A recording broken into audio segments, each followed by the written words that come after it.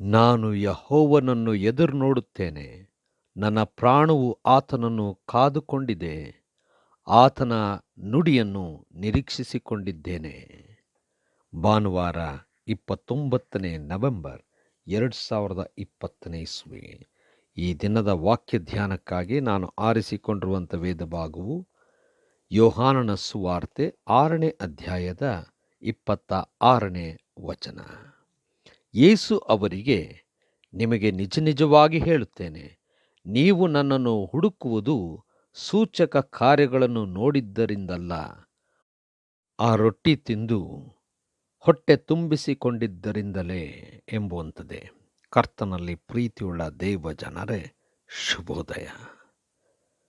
ಯೇಸುವನ್ನು ಹಿಂಬಾಲಿಸುವುದು ಯಾವುದಕ್ಕೋಸ್ಕರವಾಗಿ? ಯೇಸುವನ್ನು ಹಿಂಬಾಲಿಸೋಣ.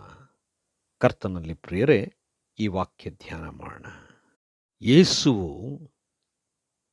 5,000 ಜನಕ್ಕೂ ಹೆಚ್ಚಿನವರಿದ್ದಾಗ, ಆಹಾರ ಇಲ್ಲದಾಗ ಆಹಾರ ಒದಗಿಸಿಕೊಟ್ಟನು. ಅದೇ ಸಾರಿ 4,000 ಜನರು ಸೇರಿದಾಗಲೂ ಕೂಡ ಯೇಸುವು ಎಲ್ಲರಿಗೂ ಆಗುವಂತೆ ಆಹಾರವನ್ನು ಹಂಚಿದನು ಎಂಬುದಾಗಿ ನೋಡ್ತೇವೆ.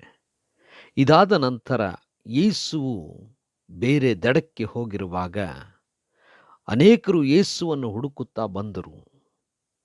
ಬಂದಂಥ ಸಮಯದಲ್ಲಿ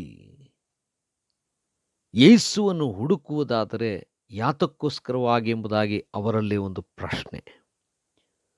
ಆದರೆ ಯೇಸುವನ್ನು ನಾವು ಈ ಹೊತ್ತು ಹುಡುಕುವುದಾದರೆ ಅದು ನಮ್ಮ ಆಸೆಗಳನ್ನು ಪೂರ್ತಿಗೊಳಿಸಿಕೊಳ್ಳುವುದಕ್ಕೋ, ನಮ್ಮ ಅಗತ್ಯಗಳನ್ನು ಪೂರ್ತಿಗೊಳಿಸಿಕೊಳ್ಳುವುದಕ್ಕೋ, ಅಥವಾ ನಮ್ಮ ಎಲ್ಲ ಸ್ಥಿತಿಯಲ್ಲೂ ನಮ್ಮೊಂದಿಗೆ ಇರುವುದಕ್ಕೋಸ್ಕರವಾಗಿಯೋ ಆಲೋಚನೆ ಮಾಡತಕ್ಕದ್ದು. ಆದರೆ ನಮ್ಮ ಸ್ವಾಮಿ ಎಲ್ಲ ಸಮಯದಲ್ಲೂ ನಮ್ಮೊಂದಿಗಿದ್ದು ಕೈ ಹಿಡಿದು ನಡೆಸುವವನಾಗಿದ್ದಾನೆ, ಗಂಡಾಂತರಗಳಿಂದ ಬಿಡಿಸುವಂಥವನಾಗಿದ್ದಾನೆ. ಇಂಥ ಸ್ವಾಮಿಯನ್ನು ನಾವು ಯಾವಾಗಲೂ ನೆನೆಸುತ್ತಾ ಸ್ತೋತ್ರ ಹಾಡುತ್ತಾ ವಂದಿಸುವಂಥವರಾಗಬೇಕು. ಈ ವಾಕ್ಯದಲ್ಲಿ ನಾವು ನೋಡುವಾಗ ಯೇಸು ಸ್ವಾಮಿ ಹೇಳುವಂಥ ಮಾತೇನೆಂದರೆ, ನೀವು ನನ್ನ ಹಿಂದೆ ಬಂದಂಥ ವಿಚಾರ ಏನು? ನೀವು ಆಹಾರಕ್ಕೋಸ್ಕರವಾಗಿ ಬರುವುದಾದರೆ ಅದು ಸರಿಯಾದದ್ದಲ್ಲ ಎಂಬಂಥ ರೀತಿಯಲ್ಲಿ ಯೇಸು ಸ್ವಾಮಿ ಎಚ್ಚರದ ಮಾತನ್ನು ಹೇಳುತ್ತಾ ಇದ್ದಾನೆ.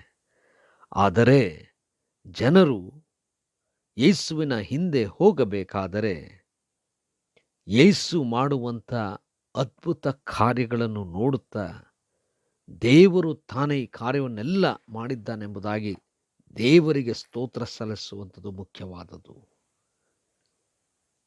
ಈ ಜೀವಮಾನದಲ್ಲಿ ನಮ್ಮ ಸ್ವಾಮಿ ನಮ್ಮನ್ನು ಕಾಯ್ದು ಕಾಪಾಡಿ ಆಶೀರ್ವದಿಸಿ ನಡೆಸಿದ್ದಕ್ಕಾಗಿ ದೇವರಿಗೆ ಸ್ತೋತ್ರ ಸಲ್ಲಿಸೋಣ. ಕರ್ತನೆ ದಯಾಮಯ ಸ್ವಾಮಿ, ಕೊಟ್ಟಂಥ ನಿನ್ನ ವಾಕ್ಯ ಜೀವನದಲ್ಲಿ ಬದಲಾವಣೆ ತರುವಂತೆ, ಸಮಾಧಾನ, ಸಂತೋಷ, ಆಶೀರ್ವಾದಗಳಿಂದ ನಮ್ಮ ಮನೆಗಳನ್ನು, ಕುಟುಂಬಗಳನ್ನು ತುಂಬಿಸು.